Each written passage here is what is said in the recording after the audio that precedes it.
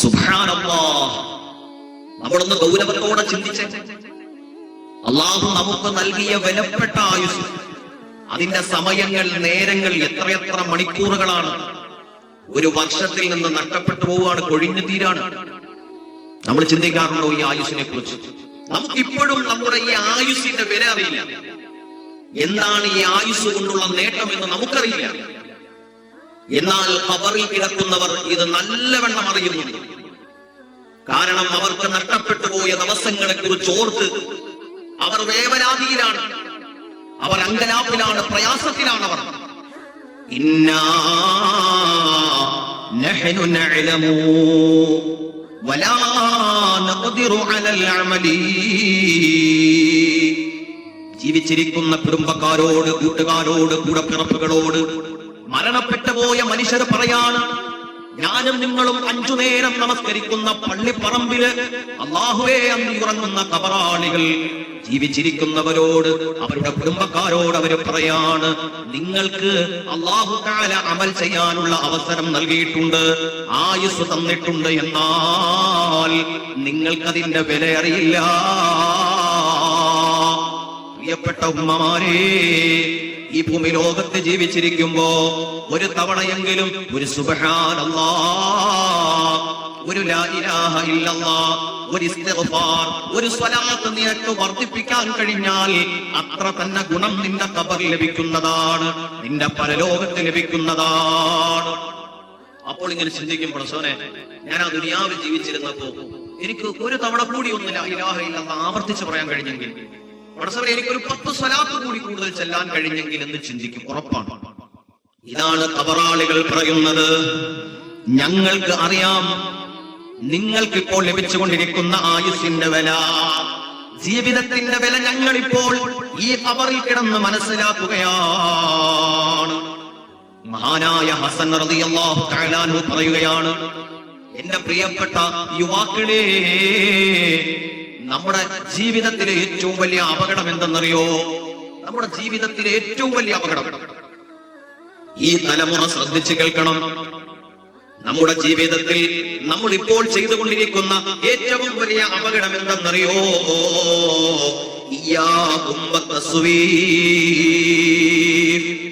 നിങ്ങൾ സൂക്ഷിക്കേണ്ട ഒരു കാര്യമാണ്. നാളെ ആവട്ടെ, നാളെ ആവട്ടെ, നാളെ ആവട്ടെ, നാളെ നിസ്കരിക്കാം, നാളെ ഓതാം, നാളെ ചെയ്യാം, എല്ലാം നാളത്തേക്ക് മാറ്റിവെക്കുന്ന പുതുതലമുറയുടെ ഒരു രീതിയുണ്ട്. ആ രീതി അപകടം പിടിച്ചതാണ്, അത് ജീവിതത്തെ നശിപ്പിച്ച് കളയുന്നതാണ്.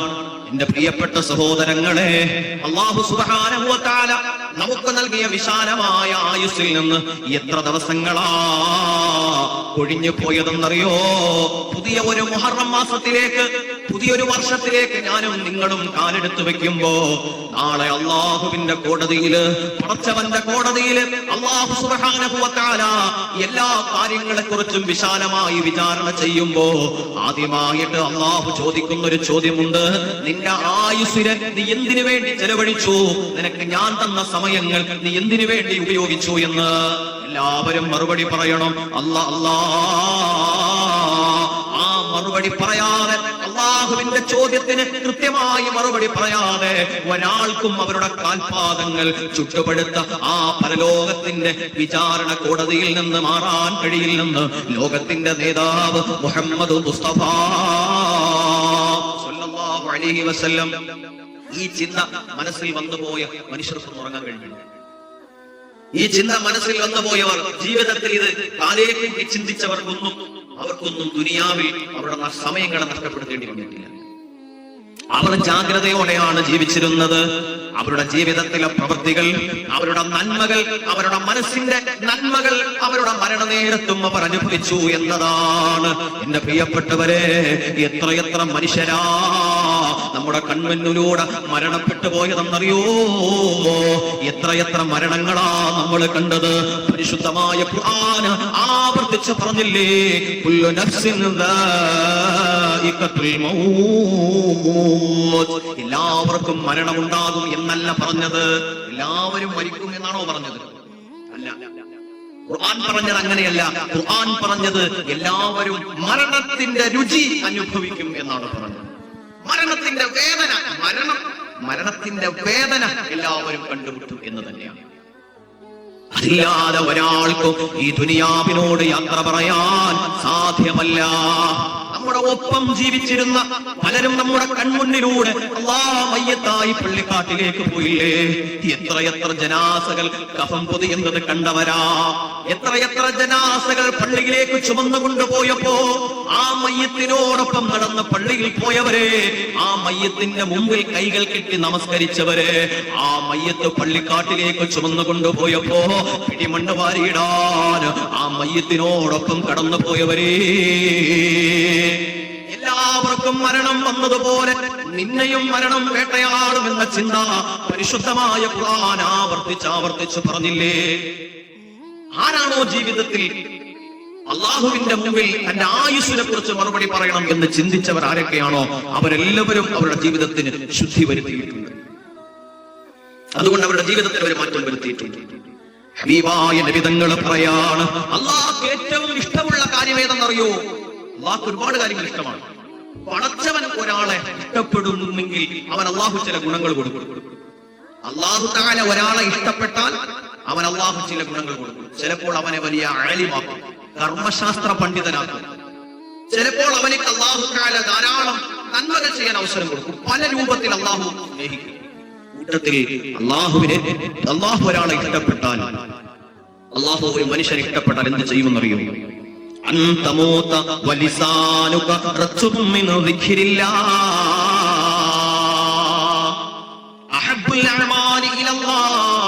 അള്ളാഹുവിന് ഏറ്റവും പ്രിയപ്പെട്ട അമൽ എന്തെന്നറിയോ? അള്ളാഹുവിന് ഏറ്റവും പ്രിയപ്പെട്ട കർമ്മം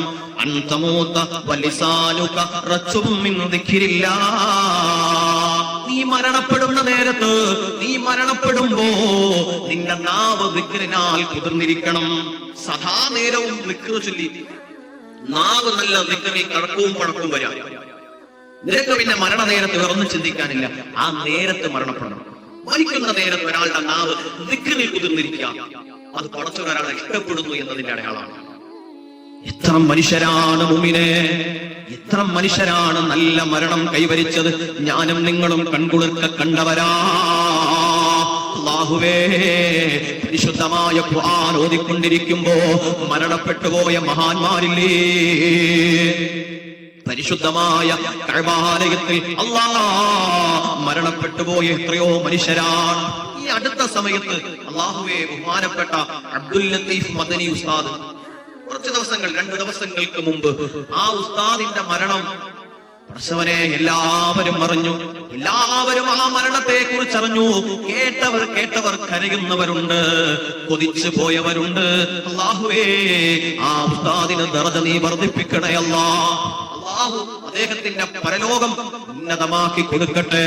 അല്ലാഹ് വുദൂഓടുകൂടി മരണപ്പെട്ടവരാണ്. പ്രസവനെ വുദൂ എടുത്ത് അല്ലാഹുവിന്റെ പരിശുദ്ധമായ പള്ളിക്കകത്തേക്ക് നമസ്കാരത്തിനായി ജനങ്ങളെ വിളിച്ചുകൂട്ടാൻ, പുണ്യമാക്കപ്പെട്ട ബാങ്ക് വിളിക്കാൻ പള്ളിയിലേക്ക് കയറിയ മനുഷ്യൻ. പരിശുദ്ധമായ ബാങ്കിന്റെ മന്ത്രധ്വനികൾ ഓരോന്ന് അദ്ദേഹം പറഞ്ഞുകൊണ്ടിരിക്കുന്ന വേള, അശ്ഹദു അന്ന മുഹമ്മദർ റസൂലുള്ളാഹ്. പ്രസവനെ ശരീരം തളരുകയാണ്, വിറയ്ക്കുകയാണ്. ആ പച്ചയായ മനുഷ്യനതാ ആ ഷഹാദത്ത് പറഞ്ഞ നേരത്ത് അല്ലാഹുവിന്റെ പള്ളിയിലേക്ക് വീഴുകയാണ്. പ്രസവനെ വല്ലാത്തൊരു മരണം അല്ലാഹു കൊടുത്തു. അല്ലാഹു ഇനിയും ദർജ വർദ്ധിപ്പിച്ചു കൊടുക്കട്ടെ.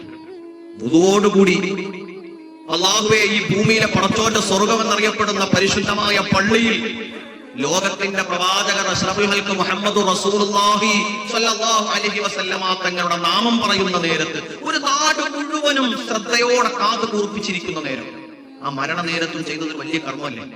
എല്ലാവരെയും നമസ്കരിപ്പിക്കാനുള്ള ആ ശ്രദ്ധ തിരിക്കുന്ന ബാങ്ക്, നമസ്കരിക്കാനുള്ള ശ്രദ്ധ കൊടുക്കുന്ന ആ ബാങ്ക്, അതിന്റെ പവറെന്താ? ഈ ബാങ്ക് കേട്ടിട്ടല്ലേ നമ്മൾ നമസ്കരിക്കാൻ സമയമായെന്നറിയാം. ആ ബാങ്ക് കേൾക്കുമ്പോഴല്ലേ നമ്മൾ നമസ്കരിക്കാം. ഈ കൂലി മുഹദ്ദിന് ലഭിക്കും. അതേ മരണപ്പെടുന്നതിന്റെ സെക്കൻഡുകൾ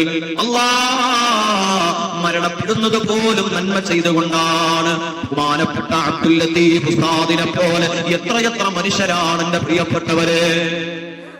ആ ഉസ്താദിന്റെ മരണവാർത്ത അറിഞ്ഞ് അല്ലാഹുവേ കരയാത്തവരുണ്ടോ? മനസ്സ് വിങ്ങാത്തവരുണ്ടോ? എല്ലാ മനുഷ്യരും പറഞ്ഞല്ലോ, അല്ലാഹുവേ ഈ നശ്വരമായ ദുനിയാവിൽ നിന്ന് വിട പറയുമ്പോ ഇതുപോലൊന്ന് മരിക്കാൻ കഴിഞ്ഞെങ്കിലെന്ന്. എന്റെ പ്രിയപ്പെട്ട സഹോദരങ്ങളെ, ഇങ്ങനെ ഒരു മരണം അല്ലാഹു ബഹുമാനപ്പെട്ട അബ്ദുൽ ലത്തീഫ് ഉസ്താദിന് മാത്രമേ കൊടുക്കൂ എന്നില്ല. ആരാണ് ജീവിതത്തിൽ സൂക്ഷ്മത പാലിക്കുന്നത്?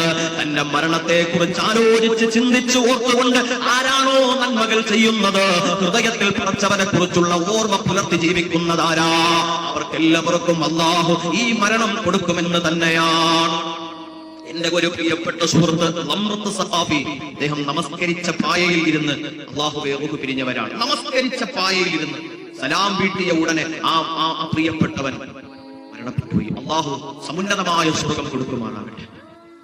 എങ്ങനെ എത്ര പേര് പരിശുദ്ധമായ റമദാൻ 27ന്റെ പാതിരാവ്, വെള്ളിയാഴ്ച രാവ് പുലർച്ചെ, അല്ലാഹുവേ എല്ലാ നന്മകളും ഒരുമിച്ച് കൂടി നിൽക്കുന്ന, എല്ലാ നന്മകളും എല്ലാ മഹത്വവും ഒരുമിച്ച് നിൽക്കുന്ന റമദാൻ മാസം, വെള്ളിയാഴ്ച ദിവസം തഹജ്ജുദിന്റെ നേരം, ലോകത്താകമാനമുള്ള വിശ്വാസികൾ ഇബാദത്തിൽ മുഴുകി നിൽക്കുന്ന നേരത്ത് അല്ലാഹ് പ്രസവനെ പരിശുദ്ധമായി കലിമ ചൊല്ലി മരിച്ച സാധാരണക്കാരായ ഉപ്പമാർ.